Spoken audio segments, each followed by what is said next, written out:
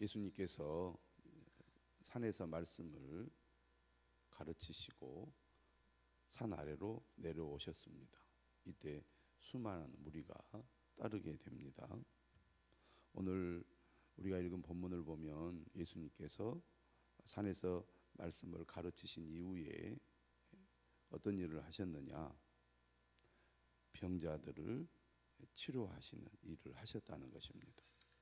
8장, 9장은 예수님의 치유 사건을 다루고 있습니다. 오늘 본문은 두 가지 사건인데요. 첫째는 나병 환자가 예수님께 나와서 예수님의 고치심을 받게 되는 이야기고, 두 번째는 백부장의 하인이 중풍병으로 누워 있었는데 예수님의 말씀으로 고침받는 이야기입니다. 오늘 말씀은 예수님의 관점에서 예수님은 어떤 분이신가 생각해 볼 수가 있고, 또 사람들의 관점에서 예수님께 나아가는 사람들에게 무엇이 중요한가 하는 것을 우리가 배울 수가 있습니다. 먼저 예수님의 관점에서 생각해 보면 예수님은 어떤 분이신가? 예수님은 회복하시는 분이라는 거죠. 오늘 매일 성경 제목을 하나님 나라의 원형이 드러나다, 이런 제목을 달았습니다.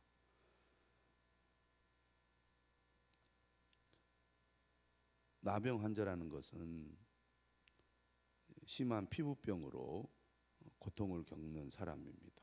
이 사람은 공동체에서 격리될 수밖에 없는 사람이고, 사람들 가까이 가려면 부정하다 소리를 지르면서 자신이 나병 환자임을 밝혀야 합니다.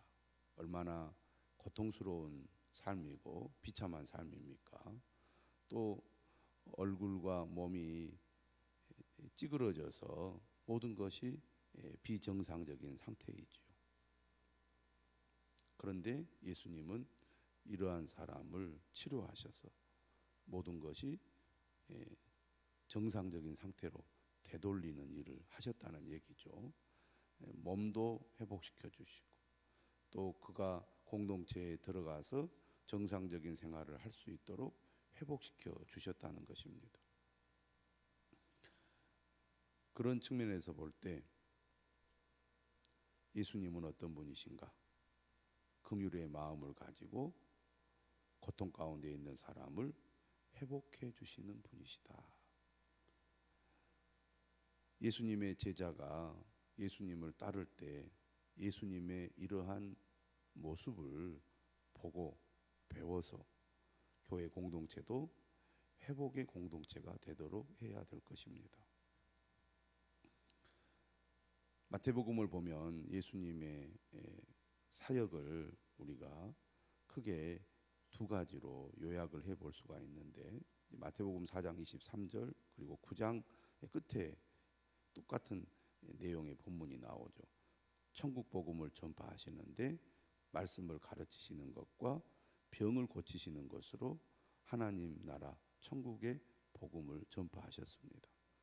마태복음의 구조도 보면은 5장에서 7장까지는 말씀을 가르치시는 내용이고, 그리고 그 다음 8장, 9장, 또 10장을 보면 예수님께서 병자를 고치시는 이야기가 등장을 합니다.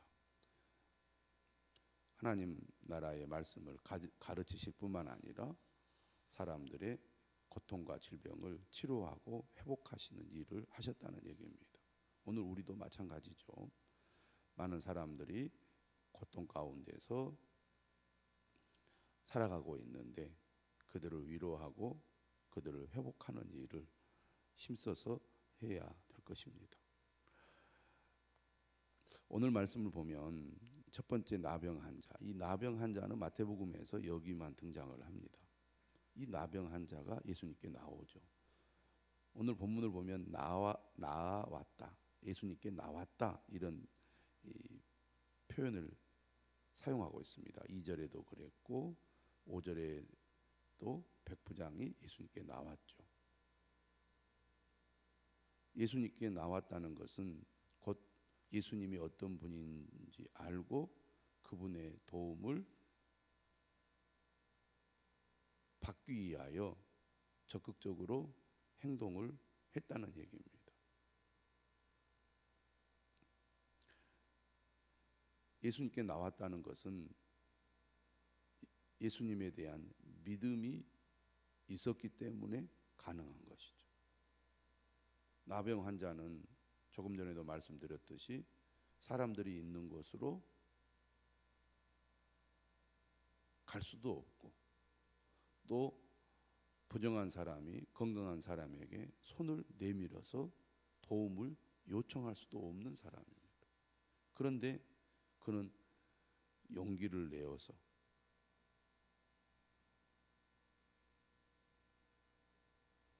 율법과 사회적인 관습을 깨고 고침받기 위하여 예수님께 나아갔습니다. 용기도 필요하고 믿음이 있었기 때문에 이런 일이 가능했겠죠. 예수님을 만나면, 예수님이라면 나의 이런 지긋지긋한 질병과 고통을 해결해 주실 수 있다. 이런 믿음이 그 안에서 발동을 했기 때문에 어떤 여건 속에서도 예수님의 권위에 의지해서 예수님께 나아갔다는 것입니다. 이것이 믿음이죠. 어떤 사람들은 여러분 주님 앞에 나오십시오. 주님을 가까이 하십시오. 라고 할 때 여러 가지 이유를 대면서 그럴 수 없다고 말합니다. 그런데 오늘 나병 환자를 보면 우리가 믿음으로 산다는 것, 믿음으로 행동한다는 것이 무엇인지 또 어떻게 해야 되는지를 잘 보여주고 있습니다. 어떤 여건 속에서도 믿음이 있다면 주님 앞에 나아가야 한다는 것이죠. 주님 앞에 나아가야 주님을 만날 수 있고 주님의 역사를 경험할 수 있는 것입니다. 나병 환자가 주님 앞에 나왔습니다. 그가 절하면서 이렇게 얘기해요. 주여 원하시면 저를 깨끗하게 하실 수 있나이다. 이 사람은 예수님이 자신의 병을 고칠 수 있는 능력이 있다고 믿었습니다. 하지만 예수님께서 자신을 고치실 의지나 마음이 있어야 자신이 고침을 받을 수 있다는 것도 알았어요. 내가 아무리 원해도 주님이 고치실 마음과 의지가 없다면 고침을 받을 수가 없죠. 그래서 나병 환자는 이렇게 얘기한 겁니다. 주여 원하시면 저를 깨끗게 하실 수 있나이다. 모든 것이 주님께 달려 있다는 겁니다. 이때 예수님께서 뭐라고 말씀하십니까? 손을 내밀어 그에게 대셨습니다. 손을 내밀었다는 것은 예수님께서 이 나병 환자에 대한 긍휼과 환대의 마음을 가지고 있었다는 것입니다. 예수님의 사역에는 이러한 마음이 있습니다. 또 마태복음은 무엇을 강조하냐면 긍휼을 강조해요. 긍휼의 마음. 산상수훈도 그것을 잘 보여주고 있습니다. 그러니까 우리가 주님을 닮아갈수록 우리 마음에 어떤 마음이 생겨야 됩니까? 긍휼의 마음이 생겨야 되는 거죠. 사람을 향하여 긍휼의 마음이 있는가? 믿지 않는 사람들, 고통 가운데 있는 사람들, 삶이 지치고 힘든 사람들에게 우리가 긍휼의 마음을 가져야 한다는 거죠. 예수님이 그러한 긍휼과 환대의 마음으로 손을 내밀어서 이렇게 얘기합니다. 내가 원하노니 깨끗함을 받으라. 그러자 즉시 그의 나병이 깨끗해진 겁니다. 예수님은 어떤 분이십니까? 회복하시는 분입니다. 하나님의 나라, 천국은 회복의 나라죠. 우리의 삶이 늘 찌그러져 있고 모든 것이 다 완벽하지 않는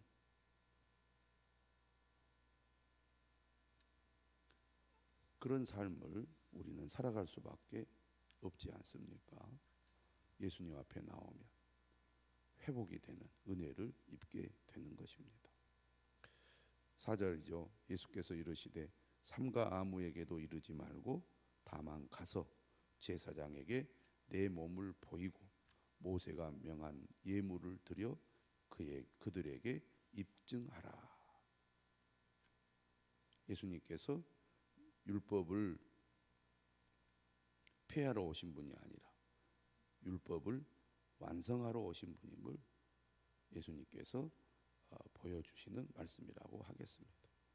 또 사람들이 예수님을 오해하고 예수님을 잘못 믿고 따를 수 있기 때문에 예수님께서는 종종 자신이 행한 기적을 다른 사람들에게 말하지 말라는 말씀을 하셨죠. 두 번째 사건은 유명한 백부장 이야기입니다.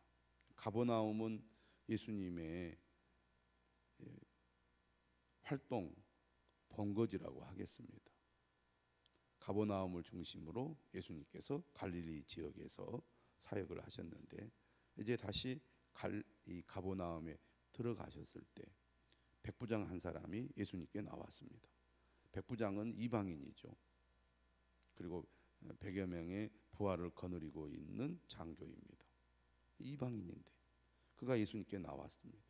예수님께 나왔다는 것은 그가 예수님이 어떤 분인지 알고 있었다는 것이고 예수님에 대한 믿음이 있었다는 얘기입니다. 그런데 그가 온 목적은 바로 중풍병으로 누워있는 하인을 고쳐주기 위한 것입니다. 그런데 이 6절에도 보면 이 백부장의 마음에는 무엇이 있습니까? 긍휼이 있습니다. 자식도 아니잖아요. 어떻게 보면 가족이 아닙니다. 하인이라는 것은 자기 집에서 일하는 사람이죠. 그런데 그가 집에 누워서 몹시 괴로워하나이다. 이렇게 예수님께 아뢰었습니다. 몹시 괴로워하나이다. 그러니까 고통 가운데 있는 자신의 하인을 그냥 못 본 채 할 수 없는 마음을 가지고 있었던 거죠. 긍휼의 마음이 있었던 겁니다.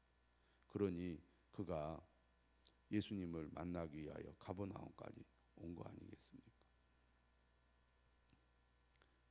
예수님은 백부장의 그 마음의 중심에 긍휼의 마음이 있다는 것을 아셨을 것입니다. 그래서 예수님이 적극적으로 말씀을 하시죠. 내가 가서 고쳐주리라. 내가 가서 고쳐주리라. 백부장의 마음을 헤아리고 그리고 중풍병으로 몹시 괴로워하는 그 하인의 그 고통을 예수님이 긍휼히 여기는 마음으로 그렇게 얘기를 했을 것입니다. 그러자 백부장이 이렇게 대답을 해요. 주여 내 집에 들어오심을 나는 감당하지 못하겠사오니 다만 말씀으로만 하옵소서. 뜻밖의 예수님은 이 이방인 백부장을 통해서 그의 훌륭한 믿음을 보게 됩니다. 다만 말씀으로만 하옵소서. 주님께서 직접 우리 집까지 오실 필요가 없습니다. 말씀만 하시면 내 하인이 나을 줄로 믿습니다. 그런 얘기잖아요. 얼마나 믿음이 대단합니까? 우리는 뭔가 눈으로 보고 손으로 어떤 행동을 취해서 어떤 일을 해내야 진짜라고 믿는 경우가 많은데 이 사람은 예수님께서 거리가 떨어져 있고 그리고 실제적인 어떤 행동을 취하지 않아도 다만 말씀으로만 예수님께서 선포하시면 내 하인이 나을 수 있습니다. 나을 줄로 믿습니다. 이런 놀라운 믿음을 보이지 않았습니까? 얼마나 그 믿음이 큰지 알 수가 있는 거죠. 근데 그가 그렇게 말했을 때는 근거가 있는 얘기죠. 9절에 이렇게 얘기합니다. 나도 남의 수하에 있는 사람이요 내 아래에도 군사가 있으니 이더러 가라 하면 가고 저더러 오라 하면 오고 내 종더러 이것을 하라 하면 하나이다. 지휘관의 말의 권위가 얼마나 큰지 그는 잘 알고 있었던 것이죠. 자신도 자신의 상관의 말에 철저히 복종하는 사람이고 자신의 부하들도 자신의 말에 철저히 복종하는 것을 잘 알기 때문에 하나님의 아들로서의 권위를 가지고 계신 예수님이 그의 말 한마디면 못하실 것이 없다는 것을 이 백부장은 잘 알았던 것입니다. 그래서 10절에 보니까 예수님께서 놀랍게 여겼다 그랬어요. 여러분, 진실한 믿음, 위대한 믿음은 주님을 감동시킨다는 것을 알아야 합니다. 그러니까 우리의 믿음이 주님을 감동시킬 수 있을 때 주님은 그 사람을 통하여 큰 일을 이루신다는 거죠. 똑같이 믿는데, 똑같이 주님을 따르는데 백부장처럼 주님을 놀라게 하는 그 믿음의 사람들이 있습니다. 백부장이 그런 사람이었던 거죠. 주님의 능력, 주님의 권위를 철저히 인정하고 따르는 믿음인 거죠. 예수님 이렇게 칭찬을 하십니다. 내가 진실로 너희에게 이르노니 이스라엘 중 아무에게서도, 그렇잖아요, 아무에게서도 이만한 믿음을 보지 못하였노라.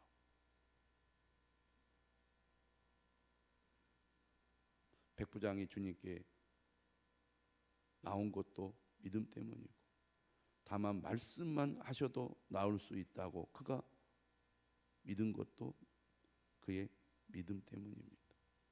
믿음이 얼마나 중요한지 알 수가 있습니다. 예수님께 나아가는 사람에게 있어서 중요한 것은 뭡니까? 예수님을 믿는 것입니다. 예수님을 절대 신뢰하는 것입니다. 11절에 얘기하죠. 또 너희에게 이르노니 동서로부터 많은 사람이 이르러 아브라함과 이삭과 야곱과 함께 천국에 앉으려니와. 누굽니까? 믿음의 사람들입니다. 예수님이 어떤 분인지 알고 그를 절대 신뢰하고 따르는 사람이 믿음의 조상들과 함께 천국에 앉게 된다는 겁니다. 그러나 12절 그 나라의 본 자손들은 바깥 어두운 데 쫓겨나 거기서 울며 이를 갈게 되리라. 믿음이 천국이냐 지옥이냐를 가른다는 거죠. 이처럼 믿음이 중요하다는 것입니다. 예수님 말씀하시죠. 백부장에게 가라, 네가 믿은 대로 될지어다. 네 믿음대로 될지어다. 믿었더니 주님은 그 믿음을 보시고 그 믿음대로 역사하십니다. 우리도 백부장과 같은 믿음을 가져야 되겠습니다. 주님은 믿음의 사람을 쓰십니다. 우리는 이런저런 변명과 이런저런 핑계로 믿음 없는 것을 합리화하려고 합니다. 주님은 믿음의 사람을 쓰시고 믿음의 사람을 통하여 주님의 능력을 나타내십니다. 오늘 우리도 네가 믿은 대로 될지어다. 이 말씀의 복을 누릴 수 있기를 바랍니다. 내가 믿은 대로 될지어다. 믿음이 없으면 아무것도 될 것이 없다는 겁니다. 그러나 백부장처럼 주님을 절대 신뢰하고 믿고 순종하는 사람은 그가 믿은 대로 주님이 역사할 것입니다. 오늘 이 아침에 이 믿음이 회복되고 이 믿음을 사모하고 이 믿음을 소유하시기를 주님의 이름으로 축원합니다.